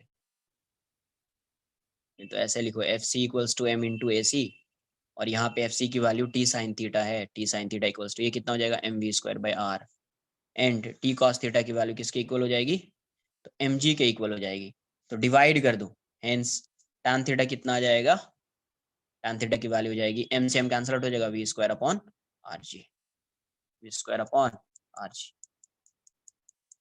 तो यहाँ से v की वैल्यू आ जाएगी, v की वैल्यू कितनी हो जाएगी, R G tan theta, theta given है तो आप v फाइंड कर सकते हैं। इसका टाइम पीरियड भी फाइंड कर सकते हैं आप, या इसको आर की वैल्यू क्या आती है, एल साइन थीटा, ये भी लिख सकते हैं, एल साइन थीटा इंटू जी टैन थीटा, तो ये आ जाएगा यहाँ से G L sine square theta bye cos theta, tan theta क्या होगा, साइन थीटा। अब इसको ऐसे भी लिख सकते हैं वी को। अब अगर इसका टाइम पीरियड फाइंड करना है, क्या टाइम पीरियड, देखो वेलोसिटी कांस्टेंट, इसकी स्पीड कांस्टेंट है, तो स्पीड कांस्टेंट है तो टाइम पीरियड कितना आएगा, time period, time taken to complete one oscillation ना, तो टाइम पीरियड कितना आएगा इसका, तो स्पीड कांस्टेंट है तो total distance upon total distance upon speed, यही हो जाएगा टाइम, तो 2 पाई आर की वैल्यू एल साइन थीटा, और ये वैल्यू कितनी है वी, इसको आप लिख सकते हैं g l by cos theta into sine theta, तो ये वाली वैल्यू कितनी हो जाएगी, under root g l by cos theta into sine theta, तो ये साइन थीटा से साइन थीटा कैंसल आउट हो जाएगा, तो यहाँ से आगे मैं इसको, पहले आप इतना नोट कर लीजिए, फिर मैं आगे उसको जो है ना देखते हैं कि उसकी वैल्यू क्या आनी है, और भी सॉल्व करता हूँ मैं इसको क्या होगा, पहले इतना नोट कर लीजिए आप।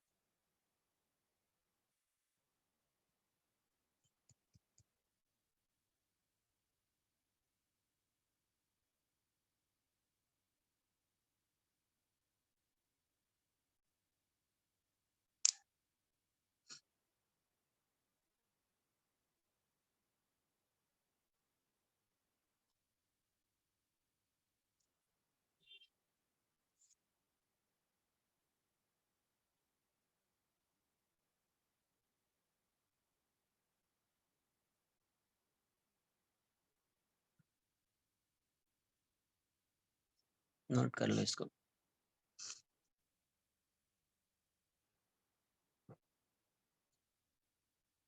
यस, टाइम पीरियड मतलब वही है, time taken to complete, time taken to complete one oscillation, one oscillation, time period क्या है, time taken to complete one oscillation,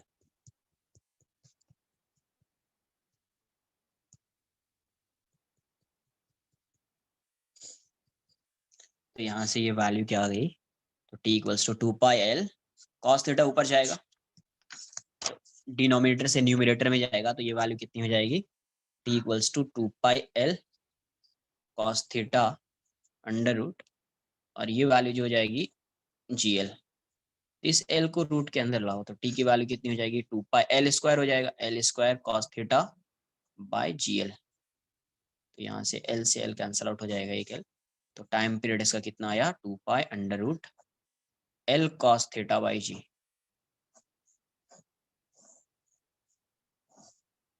कितना आएगा, एल कॉस थीटा बाय, तो ये टाइम पीरियड हो जाएगा। टाइम पे नहीं नहीं, वो अलग है, वो अलग ही है, समझो, सिंपल पेंडुलम में सिर्फ ऐसा नहीं रहता, ये तो आगे भी जाएगा ना यार ऐसा, तो ये थीटा और ये थीटा डिफरेंट है, ये यहीं पे थोड़ी रहेगा, ये तो आगे भी जाएगा ना ऐसा, ऐसा ऑसिलेट करेगा ना, तो ये हॉरिजॉन्टल है और ये वर्टिकल है, तो उसको अलग अलग ट्रीट करो ना, एक साथ रिलेट मत करो। अब देखो अगर सिंपल पेंडुलम जो होता है ना इसका, एक मिनट पहले मैं इसको थोड़ा सा, एल कॉस थीटा ये ऐसा था, ध्यान से देखिए, सर्कुलर मोशन ऐसा है इसका, सर्कुलर पाथ, ये एल है ये थीटा है, तो ये वाली वैल्यू क्या है, एल कॉस थीटा, आप इसको एच मान लीजिए, क्या मान लीजिए, एच, तो यहाँ पे टाइम पीरियड लिख सकते हैं, टाइम पीरियड की वैल्यू क्या होगी, 2 पाई, अरे ये सिंपल दिख रहा है ना, 2 pi under root L cos theta by G, अभी बताता हूँ क्यों, देखो यहाँ से 2 पाई एल कॉस थीटा को आप क्या लिख सकते हैं, एच, तो एच बाई जी, अरे बात वही है, बट कुछ रिलेट करोगे ना तो फिर वैसा लिखना पड़ेगा, टी इक्वल्स टू क्या आया, 2 pi under root H by जी, तो यहाँ से जो टाइम पीरियड है, द टाइम पीरियड, वो क्यों लिखा मैंने वो भी बताता हूँ, the time period is independent of, is independent of the mass of the body, mass of the body, and depends and depends only on h. h पे डिपेंड करता है, दैट इज h क्या है, that is distance between point of suspension and center of circle and the center of circle. अब ये क्यों लिखा वो बताता हूं। जैसे सिंपल पेंडुलम जो होता है, पॉइंट ऑफ सस्पेंशन ये है ना,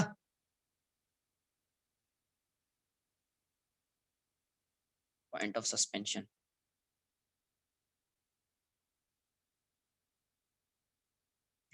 इसी पॉइंट से ये सस्पेंड हो रहा है ना, तो इसको बोलेंगे पॉइंट ऑफ सस्पेंशन। अब देखो क्या है, सिंपल पेंडुलम का जो टाइम पीरियड होता है ना, उसको एसएचएम में देखेंगे। किसमें?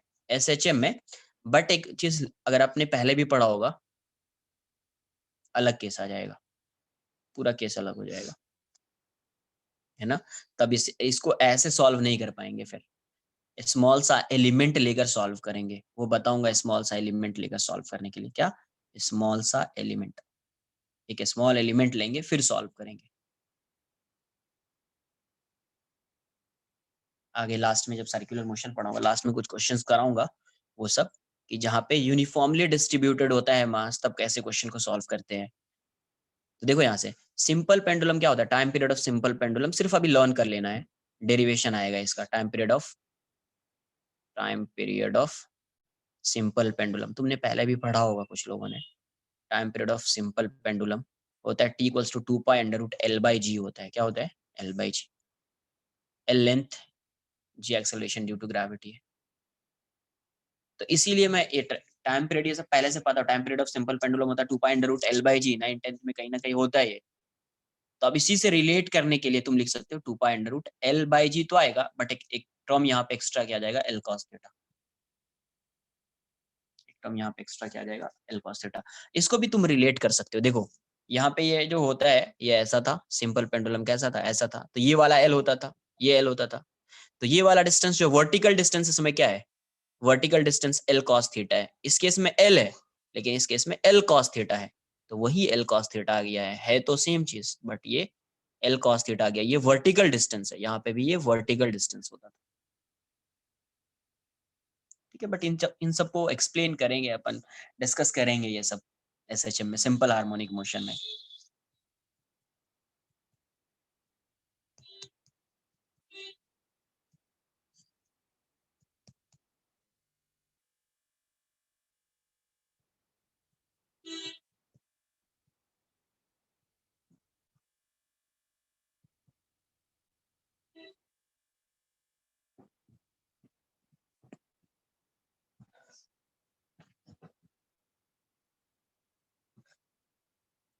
डन, देख लीजिए।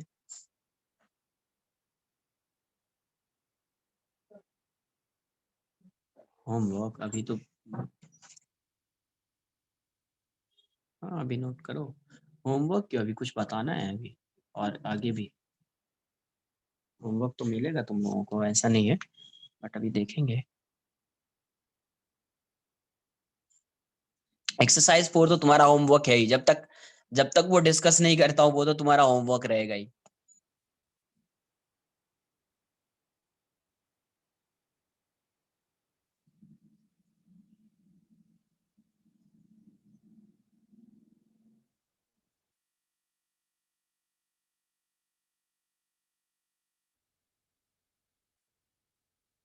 डन।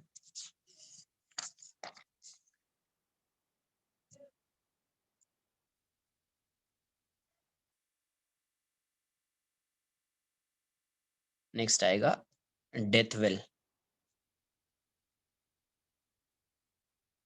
डेथ वेल, इसके क्वेश्चन को भी सॉल्व कर लिया एक बार। देखो यहाँ पे डेथ वेल क्या है, ये एक वेल है ना।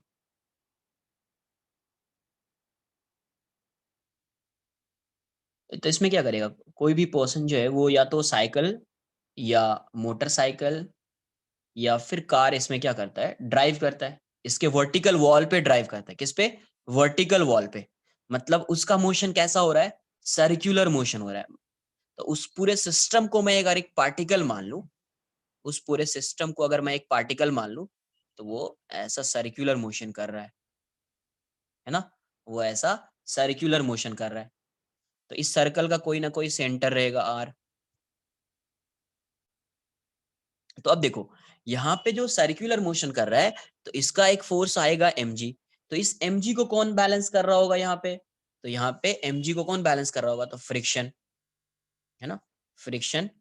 mg से इसकी टेंडेंसी डाउनवर्ड डायरेक्शन में जाने की है, तो फ्रिक्शन इस पे अपवर्ड डायरेक्शन में लगेगा, जो उसको बैलेंस कर रहा है। तो friction balances the weight of the person, है ना, फ्रिक्शन इसके वेट को बैलेंस कर रहा है। अब अगर ये सर्कुलर मोशन में मूव कर रहा है, तो इसको सेंट्रिपिटल फोर्स कौन प्रोवाइड कराएगा, तो ये जो सिलिंड्रिकल वेल है, तो इसमें क्या कर रहा है, ये जो सपोर्ट यहाँ से जो रिएक्शन, नॉर्मल रिएक्शन आएगा, है ना, तो जो इस पे नॉर्मल रिएक्शन लगा रहा है, वही नॉर्मल रिएक्शन यहाँ पे क्या हो जाएगा, सेंट्रिपिटल फोर्स, है ना। तो क्या बोल सकते हैं, reaction of wall provides provides the centripetal force, है ना, provides the centripetal force necessary for circular motion, necessary for circular motion, cylindrical कैसा भी हो सकता है, देखो सिलिंड्रिकल फ्रस्टम कैसा भी हो सकता है, बट आप कोई भी अगर एक एक पॉइंट पे अगर आप एक प्लेन लो, ये यहां से एक कट कर दो, क्रॉस सेक्शन देखोगे, तो किसी भी क्रॉस सेक्शन पे अगर आप देखोगे, तो इसका मोशन कैसा होगा, सर्कुलर, यहाँ पे सर्कुलर। फ्रस्टम होगा तो इसका रेडियस डिफरेंट होता जाएगा, है ना, हर जगह पे इसका रेडियस क्या होगा, डिफरेंट होगा। बट हर जगह पे तो ये सर्कुलर मोशन ही करेगा ना यार। सिर्फ, हाँ सिर्फ एक चीज क्या होगी, सिर्फ क्या होगा, चेंज चेंज क्या होगा, ये अगर मान लीजिए ये ऐसा बना दिया, है ना, हाँ एक चीज समझो, ये ऐसा बना दिया, तो फिर क्या होएगा, फ्रिक्शन का डायरेक्शन भी चेंज होगा। ये यहाँ पे है, इसका सर्कुलर पाथ ऐसा है, तो अभी नॉर्मल इस पे ऐसा लगेगा, और इसका mg ऐसा लगेगा। तो mg तो इस प्लेन से परपेंडिकुलर है, तो n को रिजॉल्व करना पड़ेगा। ये मान लीजिए अगर थीटा हो गया, तो n cos थीटा, और ये n sin थीटा। तो इस केस में क्या आ जाएगा, इस केस में इसकी टेंडेंसी इस डायरेक्शन में आने की है, तो फ्रिक्शन इस पे इस साइड लगेगा। तो इसको भी रिजॉल्व करना पड़ेगा, एक कंपोनेंट इस साइड, एक कंपोनेंट इस साइड। अरे normal is always perpendicular to the surface ना, ये तो क्वेश्चन किया था, ऐसा एक क्वेश्चन किया था, normal is always perpendicular to the surface. तो ये सरफेस ऐसा है, तो नॉर्मल ऐसा होगा ना, सरफेस ऐसा है तो नॉर्मल परपेंडिकुलर होगा। आई बात समझ में, तो ऐसा क्वेश्चन एक किया है ना सॉल्व, कौन लिया था। तो अब यहां से देखो, तो इस वाले क्वेश्चन में इसका एफबीडी अगर बनाएंगे, तो इस साइड mg आएगा, और इस साइड फ्रिक्शन आएगा, और ये नॉर्मल लग रहा होगा, और इसका सर्कुलर पाथ ऐसा है, तो इस डायरेक्शन में AC लिख दीजिए, या सेंट्रीफ्यूगल फोर्स लगा दीजिए, जो लगाना है आपको। तो यहाँ से क्या आएगा, यहाँ से ये वैल्यू n की वैल्यू क्या हो जाएगी, m इंटू AC, है ना। तो नॉर्मल रिएक्शन क्या हो जाएगा, m इंटू, अगर वेलोसिटी v है, तो v square by r, v square by r। इस केस में, इस केस में आएगा n साइन थीटा, और ये थीटा है, तो ये 90 माइनस थीटा, तो ये थीटा हो जाएगा। तो यहाँ से n sine theta plus f cos theta equals to mg, और n sine theta minus f n cos theta minus f sine theta equals to m into AC, m into AC। तो यहाँ से क्या आ जाएगा, n equals to mv square by r, है ना। And fs max की वैल्यू क्या हो जानी चाहिए, fs मैक्स जो होगा यहाँ पे, वो greater than equal to mg होगा, तभी ये सर्कुलर मोशन कर सकता है, तभी ये सर्कुलर मोशन कर सकता है। तो fs मैक्स क्या होगा, mu into n is greater than equal to mg। Note कर लीजिए इतना पहले।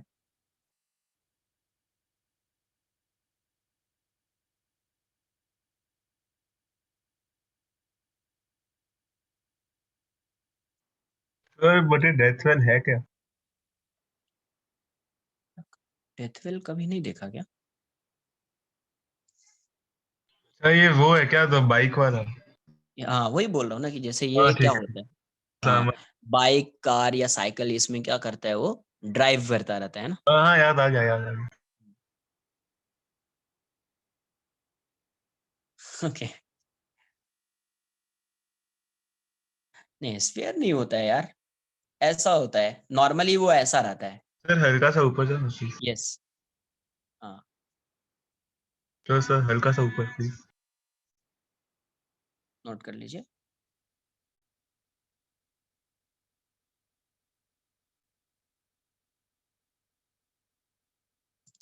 यहाँ पे फिर देखो इसकी टेंडेंसी किस डायरेक्शन में आने की है, इस डायरेक्शन में, तो फ्रिक्शन इस पे इस डायरेक्शन में लगेगा, है ना। फ्रिक्शन इस पे इस डायरेक्शन में लगेगा, और यहाँ पे नॉर्मल इस डायरेक्शन में आएगा। इसी का मैंने एफबीडी बना दिया यहाँ, इसी का मैंने एफबीडी।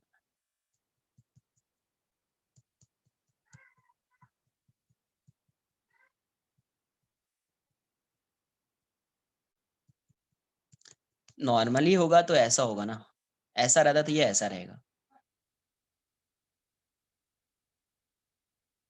ये ऐसा रहेगा, तो एफबीडी ड्रॉ करो ना, समझ में आ जाएगा, है ना।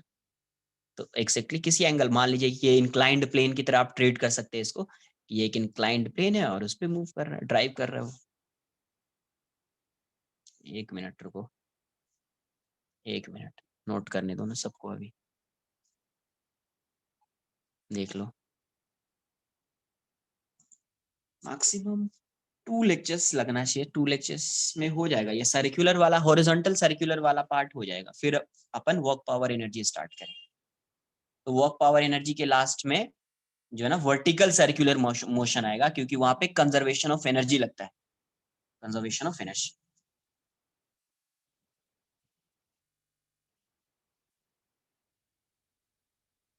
Max to max 2 lectures, 2 lectures में हो जाएगा।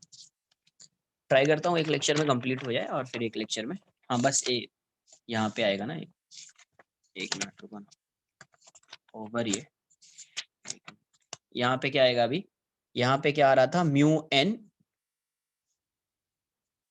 नोट कर लीजिए। तो यहाँ से आप रिलेट कर लो ना इसको, यहीं से रिलेट कर लो।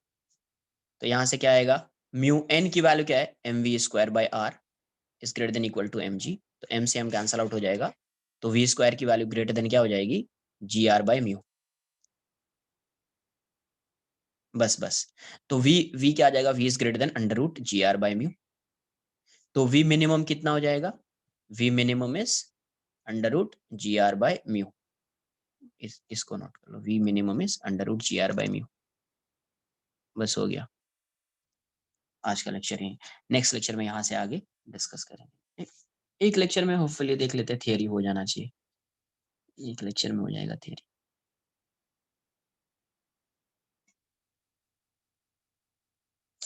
एक मिनट, एक चीज, जहाँ पे रेडियस ऑफ कर्वेचर लिखा ना, एक एक मिनट, एक चीज बताता हूँ। ये वाला जो पार्ट आया ना, ये वाला, क्योंकि देखो रेडियस ऑफ कर्वेचर कभी नेगेटिव होगा नहीं ना, रेडियस ऑफ कर्वेचर कांट भी नेगेटिव, तो इसको तुम मॉड लिख लेना, ठीक है, वो ज्यादा सही लगेगा, क्योंकि रेडियस ऑफ कर्वेचर कभी नेगेटिव नहीं होगा। अगर d two y upon d square negative हो गया, तो रेडियस ऑफ कर्वेचर नेगेटिव आ जाएगा, जो पॉसिबल नहीं, तो इसको मॉड कर लेना, है ना। तो वो क्वेश्चन में से घुमाने के लिए फिर नेगेटिव दे देते होंगे ना आर के लिए हाँ क्वेश्चन में। यस, कभी नेगेटिव दे सकता है ना, तो उसके लिए मॉड लगा लेना, है ना। Bye sir thank you. चलो bye, take care, good night.